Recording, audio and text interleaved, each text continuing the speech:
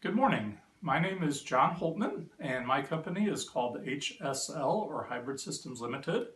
And since 2005, I have been developing a number of train hobby-related digital archive products, starting originally with my friends at O-Gauge Railroading. We digitized the first 40 years of their magazine into what we called the OGR Digital Archive.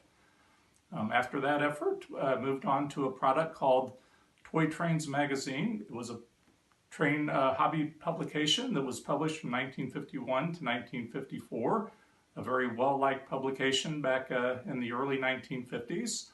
And at the completion of that product, I moved on to what ended up being my largest undertaking, and it was with Lionel. As an authorized licensee, we developed a series of archives that we referred to as the Lionel Catalog Archive and the Lionel Magazine Archive, along with various other publications. And I'm very proud to be a part of a new relationship with Lionel's Graces with the LCCA. We are bringing those publications to the entire LCCA membership as part of their being a member. And what I would like to do with this video is give a little overview of how these products work. Now, in the past, you would purchase these products and they would be delivered on CDs.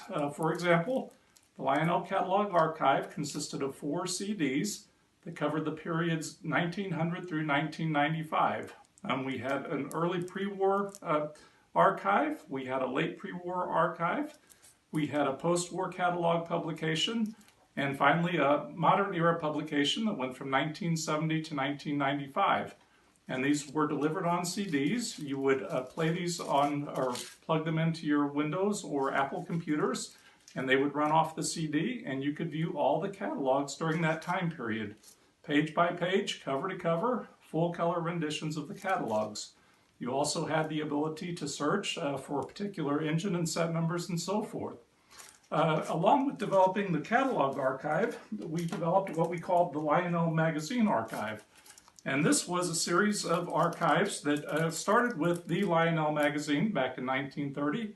It ran from 1930 to 1936, and that carried into the Model Builder publication, probably Lionel's most well-known publication, magazine publication that is, and that ran from 1937 to 1949.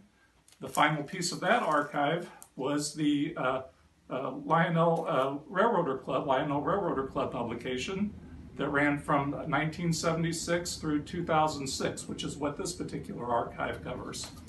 We also did some miscellaneous publications, things that weren't really catalogs and weren't really magazines, but that Lionel published through the years. We called those, or we put those in a product called miscellaneous publications. We also developed a post-war Lionel service manual archive. Allows you to go out and look for the schematics for repairing trains that were developed during the Lionel post-war period.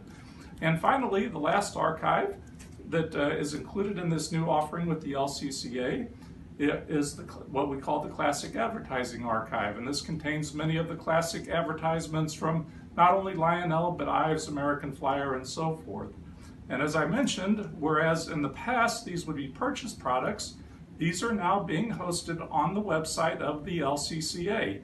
And as a benefit of your membership as an LCCA member, you have the ability to log on, go to the membership section of the website, and you'll be able to browse these products just as you always have, or as you've been able to in the past, right on your computer. Whether you're at home, you're traveling, or whatever, you don't need any media.